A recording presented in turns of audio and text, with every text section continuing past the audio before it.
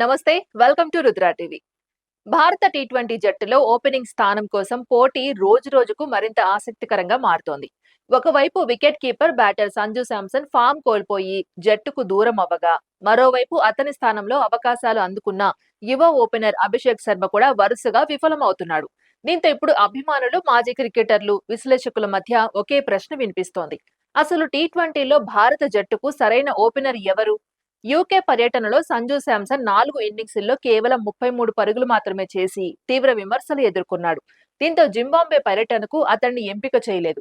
అయితే అతని స్థానంలో వరుస అవకాశాలు అందుకున్న అభిషేక్ శర్మ కూడా వాటిని పూర్తిగా సద్వినియోగం చేసుకోలేకపోయాడు.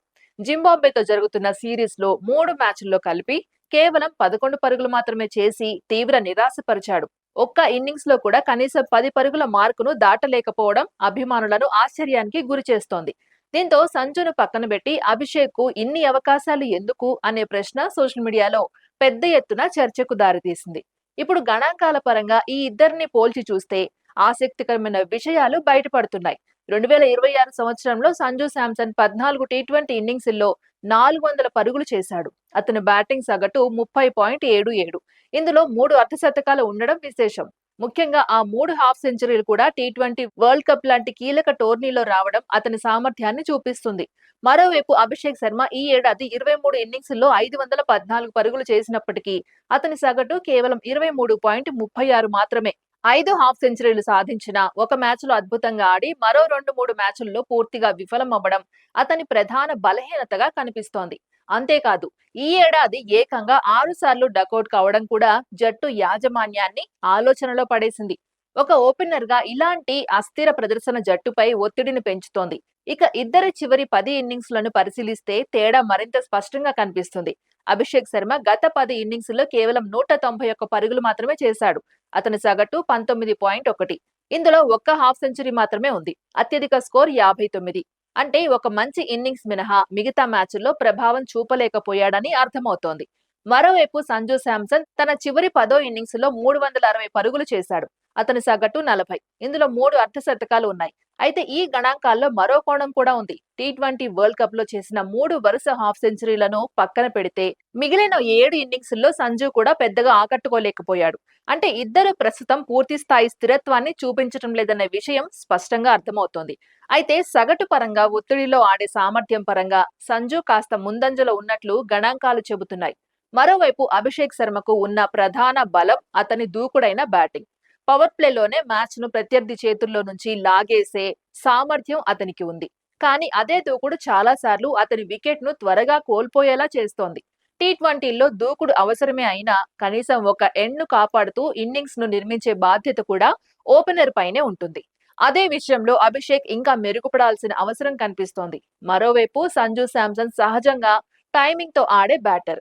స్పిన్, పేస్ రెండింటిని సమర్థంగా ఎదుర్కోగలడు. ఇన్నింగ్స్ ను నిర్మించడంలోనూ, చివర్లో వేగం పెంచడంలోనూ అతనికి అనుభవం ఉంది.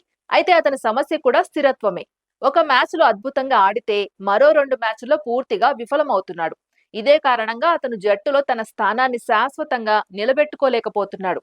భారత జట్టు యాజమాన్యం మాత్రం భవిష్యత్తును దృష్టిలో పెట్టుకుని యువ ఆటగాళ్లకు ఎక్కువ అవకాశాలు ఇవ్వాలనే ఆలోచనలో ఉంది.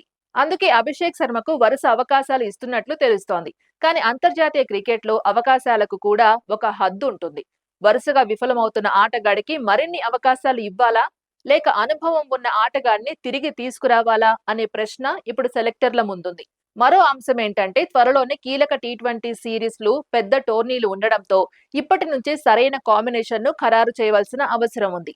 ఓపెనింగ్ జోడీ బలంగా ఉంటే మధ్య వరుసపై ఒత్తిడి తగ్గుతుంది. లేదంటే ప్రతి మ్యాచ్ లో జట్టు ఒత్తిడిలో పడే ప్రమాదం ఉంటుంది. అందుకే ఈ ఎంపికను భారత జట్టు చాలా జాగ్రత్తగా తీసుకోవాల్సి ఉంటుంది.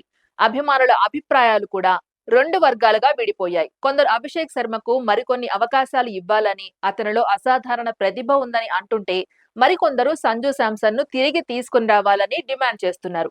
మరి టీం మేనేజ్మెంట్ ఎలాంటి నిర్ణయం తీసుకుంటుంది? యువ ఆటగాడిపై నమ్మకం కొనసాగిస్తుందా, లేక అనుభవానికి ప్రాధాన్యం ఇస్తుందా అనేది రాబోయే మ్యాచ్ల్లో తేలనుంది. ప్రస్తుతం ఉన్న గణాంకాలు చూస్తే సగటు, స్థిరత్వం విషయంలో సంజు శాంసన్ కాస్త ముందంజలో కనిపిస్తున్నా మ్యాచ్ ను ఒక్కసారిగా మలుపు తిప్పే సామర్థ్యం మాత్రం అభిషేక్ శర్మకు ఉంది. చివరికి భారత జట్టుకు ఎవరు ఎక్కువ ఉపయోగపడతారో నిర్ణయించేది పేర్లు కాదు, మైదానంలో చేసే ప్రదర్శనే. అందుకే రాబోయే అవకాశాలను ఈ ఇద్దరు ఆటగాళ్లు ఎలా వినియోగించుకుంటారన్నదే వారి భవిష్యత్తును, అలాగే భారత టీ20 జట్టులో వారి స్థానాన్ని నిర్ణయించబోతోంది. ఇది ఇవాల్టి అప్డేట్. మరో అప్డేట్ తో మళ్ళీ కలుద్దాం. అంతవరకు చూస్తూనే ఉండండి రుద్ర టీవీ.